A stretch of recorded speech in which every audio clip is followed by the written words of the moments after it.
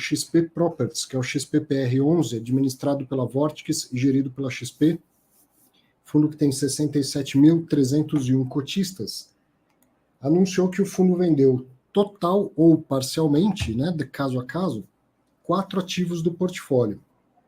Então, foi 25% do Faria Lima Plaza, da participação que o fundo tinha no Faria Lima Plaza. Então, ele permanece tendo uma participação lá. 12,9% do edifício iTower, que fica em Alphaville. Então, o fundo permanece tendo uma participação. 100% do módulo Rebouças, na verdade, é da parte que o fundo tinha no módulo Rebouças, e a mesma coisa em relação ao Box 298. Então, aí o fundo vendeu totalmente a parte que tinha, e eram partes bem pequenas, do módulo Rebouças e do Box 298. O valor total da venda vai ser de R$ 200.696.370 a receber em parcelas, em muitas parcelas. Tem 75 milhões que vão entrar em até 5 dias úteis para o fundo, que é a parcela sinal. Depois, 37.831 em até 6 meses. E aí, parcelas de 17.482.327, o valor é igual, só que aí a primeira entra em até 12 meses, depois até 18, 24, 30 e 36 meses. Então, é um longo parcelamento mesmo. O fundo acaba financiando, né, esse comprador, e as parcelas não têm correção. Eu pus em azul porque não tem essa afirmação no fato relevante, mas não tem nenhuma informação sobre correção das parcelas. E depois eu perguntei para o Pedro Carras, você vai ver já na entrevista, e ele confirmou. Então, essas parcelas não têm correção. É claro que isso, todo mundo sabe fazer conta, o comprador, o vendedor, eu, você, todo mundo. Então, é claro que isso é como se fosse um desconto, não é? Assim, pô, você vai me pagar, vamos fazer uma operação que vai sair por 200 milhões, mas na prática vai sair mais barato para o comprador, porque ele tem um parcelamento aí sem juros, com prazo de até 36 meses, né? Bastante coisa. Então, registra um lucro para o fundo, permite distribuir um rendimento, tudo isso é importante para o gestor, é importante para o investidor também, já que o dividend yield é, no final das contas, o que precifica um fundo imobiliário, mas na prática é uma venda, não posso afirmar que seja com prejuízo, acredito que sim, mas há um resultado menor do que no fim das contas aparece no fato relevante. Mas essa venda ela estava anunciada já por fatos relevantes, né? O fundo dizendo, estou buscando vender mais imóveis, tem uma operação de 200 milhões para ser apresentada em breve, e aí agora está concretizada. O fundo tem uma dificuldade grande com uma alavancagem que deu errado, e agora está buscando as alternativas, né? Então, essa venda anunciada de 4 imóveis, 200 milhões de reais, com um recebimento bem longo, 36 meses ao todo para receber e sem correção dessas parcelas. A venda gera um lucro de 41 centavos por cota, considerando o recebimento de todas as parcelas. Então, 41 centavos, de acordo com essas parcelas semestrais, tal, vai entrando, o fundo vai reconhecendo uma parte do lucro em cada parcela. As vendas foram realizadas com o objetivo de reduzir o nível de obrigações do fundo e minimizar o impacto das despesas financeiras. O fim da carência dos CRIs iTower 1 e 2 foi um dos fatores que resultou na redução do resultado do rendimento do fundo para 10 centavos por cota, e deve permanecer assim durante o primeiro semestre.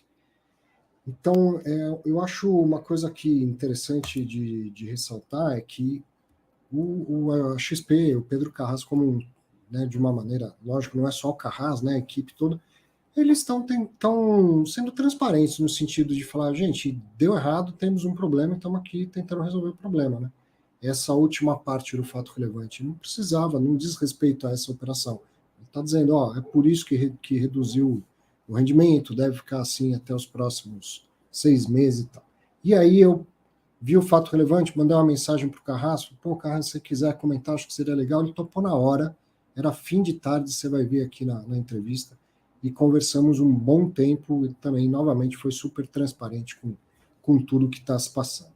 Então, mais um caso em que eu resumi bastante o fato relevante, porque durante a conversa eu abri o resumo, o material de apoio que eles prepararam, então tem acho que uns 30 minutos de conversa com o Pedro Carrasco para você entender mais esse caso específico, esse fato relevante, e tudo o que está acontecendo com o fundo, né? Por que está e o que está acontecendo, e o que mais é de se esperar que a gestão faça para solucionar, endereçar o problema que está atravessando. Isso é super importante para esclarecer para todo mundo que acompanha o fundo. E deve estar aliviado também, né? Porque essa operação vinha sendo trabalhada há um bom tempo. Eu sei disso porque você, como colocou em fato relevante, que estava trabalhando uma grande transação, né? Exatamente. Boa noite, Arthur. De fato, o dia foi exaustivo em função aí dos últimos trâmites para concluir a transação. Como você bem colocou, a gente deu visibilidade dessa transação algumas semanas atrás, de uma forma mais subjetiva, de uma forma mais informal para o cotista. A gente, obviamente, não podia abrir tantos detalhes ainda da transação, somente o valor aproximado e as participações nos prédios que essa transação envolve. E depois de algumas semanas com idas e vindas, como qualquer M&A, esse M&A foi um M&A um pouco mais complexo, porque envolveu 4 ativos, né? Então, são 4 diligências, 4 contratos de compra e venda, com suas particularidades entre eles, né? Então, acabou atrasando um pouquinho mais do que a gente gostaria. A gente adoraria ter liquidado esse negócio no final do ano passado. Aí, enfim, teve Copa do Mundo, atrapalhou bastante a agenda. Depois de janeiro, fevereiro, mas enfim, está resolvido, está assinado. E, de fato, eu não vou te dizer que nos deixa 100% aliviados, porque ainda tem muito trabalho a fazer. Eu posso comentar um pouquinho aqui sobre o que a gente vai continuar fazendo. Está longe de resolver os problemas do fundo, mas é um passo importante para desalavancar o veículo, que estava extremamente alavancado, já falei sobre isso aqui em outras oportunidades, e também sob a ótica de mostrar para o investidor que, independente da indústria de fundo imobiliário ser uma indústria guiada por dividendos, não adianta a gente remar contra a maré, é o que é uma indústria, como a gente fala, dividend yield driven, né? O preço do tijolo também tem algum apreço, né? A gente mostra ali no PowerPoint que a gente fez questão de colocar junto do fato relevante para mostrar para o investidor, pessoa física, com um pouco mais de cor, né? Um pouco mais de informação objetiva, que a gente compara o preço com 3 indicadores. A gente compara o preço de venda com o preço de compra, e mostra que mesmo num cenário macroeconômico mais desafiador, muito mais desafiador, né? Não é mais, é muito mais desafiador, com muito mais vacância, com juros muito mais altos, a gente consegue fazer a transação com um preço de venda acima do preço que a gente comprou. A gente compara esse valor, que para mim é o mais impressionante, com o que a gente chama de enterprise value. Para aqueles cotistas que não conhecem o termo, enterprise value é um termo financeiro que basicamente é o equity value mais a dívida, onde nesse caso o equity value é o market cap do fundo, é o valor de mercado do fundo, é o preço da cota vezes o número de cotas, somado com a dívida líquida do fundo. E nesse caso a gente fez uma transação, se a gente pegasse o enterprise value total do fundo e fizesse uma regra de 3 só para a BL que foi vendida, sem, digamos, atribuir mais ou menos valor aos prédios, basicamente uma regra de 3 por ABL. A gente fez uma transação com valor de 102% acima do enterprise value ao que o fundo está negociando hoje, com o valor de tela da cota. Ou seja, apesar do termo técnico, quem compra cotas do XPPR compra esse enterprise value, né? Porque eu compro cotas, eu tenho um ativo, esse ativo vem junto com um passivo que é uma dívida. Então, basicamente, o que você está dizendo é que o valor da venda que foi anunciado nesse fato relevante é mais do que 100% acima do que o valor que as cotas venham sendo negociadas. Exatamente, certo? Exatamente. E já conectando com a primeira parte da sua fala, no seu entender, o que estava levando ao preço tão baixo da cota era o dividendo baixo. Exatamente. Então, a precificação de fundo imobiliário, principalmente de tijolo, acho que não, no caso de papel também, ela continua sendo feita somente por um viés financeiro, De curto prazo. De curto prazo. Esse dividendo aqui dividido pelo preço da cota, quanto que dá de yield e tal, pum, tanto faz o que tem lá dentro, qual o preço do que tem lá dentro. É claro que a alavancagem do XP Properties ficou grande demais, começou a pesar para o fundo, o carrego que era positivo virou negativo, tudo bem, o investidor ele pune, né, a cota do fundo, tem lá uma razão de ser. Mas quem acompanha mais de perto ou quem acompanha o trabalho dos analistas vê que tem um valor lá e que esse valor estava vilipendiado, vou dizer assim, pelo preço da cota, né? É exatamente isso que eu quero dizer. E a gente viveu uma situação similar, que aí foi da indústria inteira, não de nenhum fundo específico, na pandemia.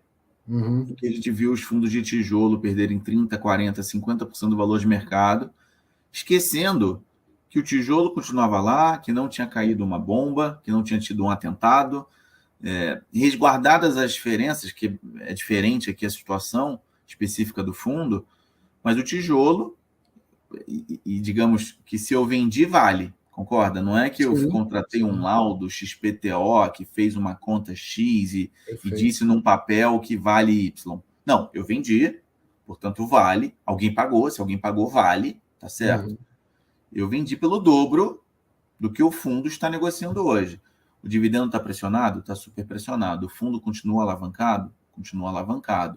A gente resolveu todos os problemas do fundo com essa transação? Definitivamente não. A vacância continua alta, o business de escritório continuará sofrendo, na minha opinião, nos próximos meses, em função de N fatores, crescimento quase nulo de PIB, modelo híbrido de trabalho, corte de custo por parte das empresas, corte de empregados por parte das empresas, enfim, uma série de razões explicam a vacância ainda elevada do setor, mas o fato é que a transação foi num valor 100%, 102% acima do preço de negociação do fundo. Portanto, quem compra o XP Properties hoje, por mais que o dividendo continue pressionado, tem agora um exemplo real, Claro. fático, de que o portfólio vale o dobro.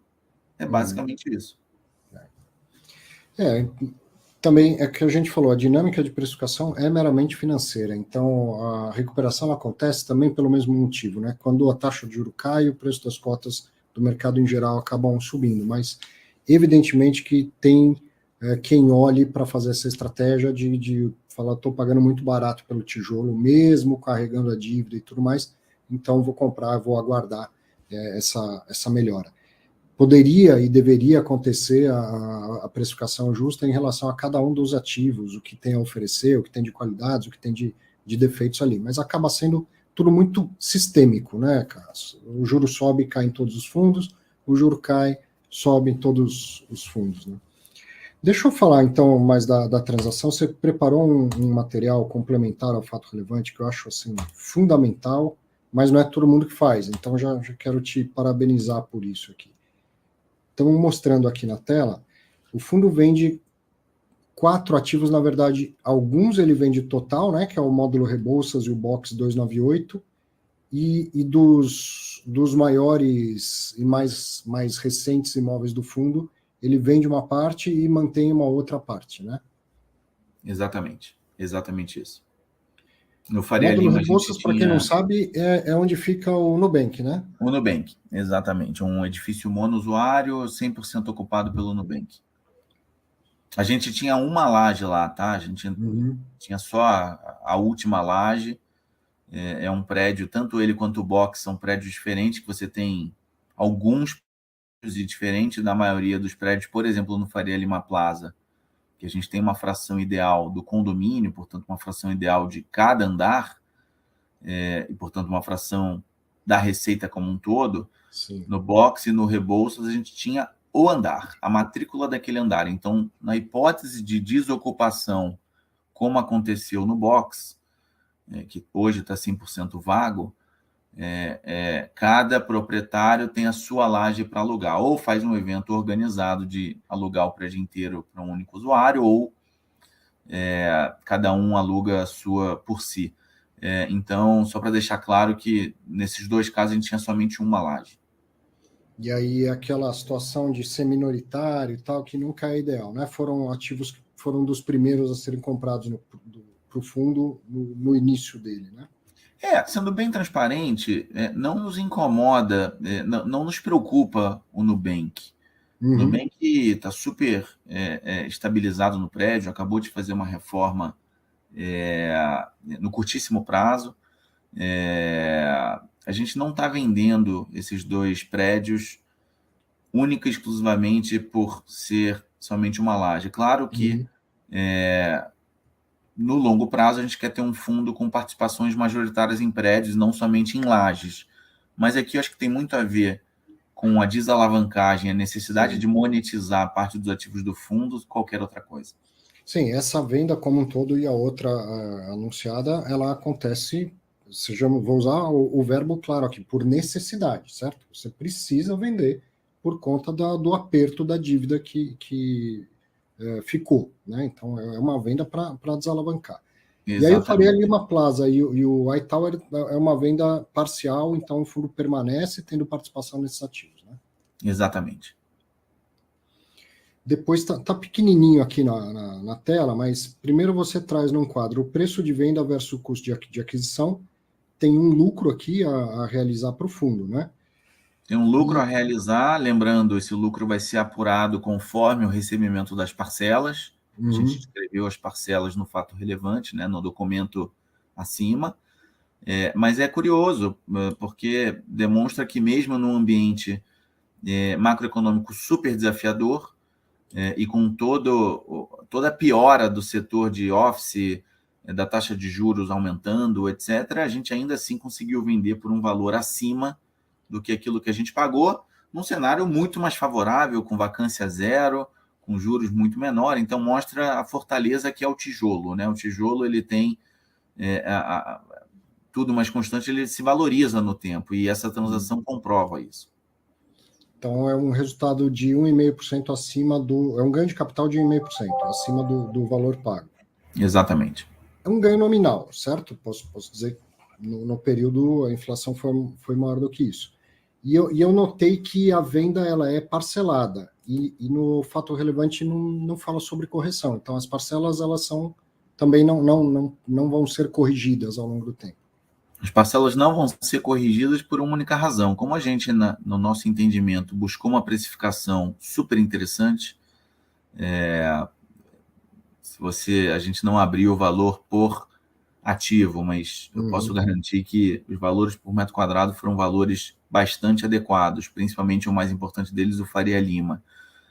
E hoje, todos os ativos, à exceção do módulo Rebouças, têm uma vacância importante, inclusive o ativo da Faria Lima, para que o cap rate, né, a rentabilidade anual da transação para o comprador fosse interessante, a gente parcelou, e se incluísse a correção nas parcelas, o cap deixaria de ser interessante e impactar o preço por metro quadrado de venda. Então, de fato, as parcelas não têm correção.